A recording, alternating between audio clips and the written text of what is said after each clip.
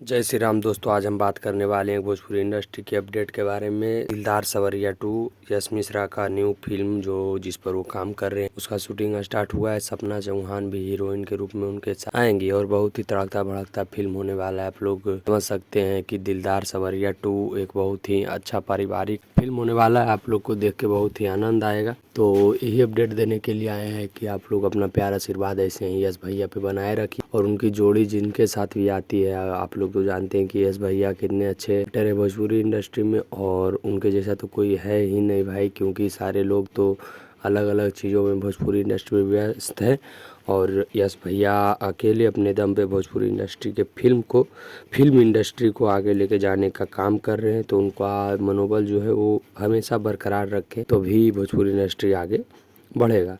और भाई यही बताने के लिए आए थे कि दिलदार सवरिया 2 को आप लोग प्यार आशीर्वाद दीजिएगा। बहुत ही जल्द आप लोग के सामने देखने के लिए मिलेगा। तो भाई इसमें आप लोग को हीरोइन के रूप में हमने बताया, उनका नाम सपना चौहान का और फिर यश भैया का। तो इंतजार रहेगा कब तक इनकी मूवी आती है और बहुत ही बेहतरीन कहानी लिखी गई है। चलिए मिलते हैं किसी नेक्स्ट वीडियो में। जय श्री राम भाई, हमारे चैनल को भी सब्सक्राइब कर लीजिएगा।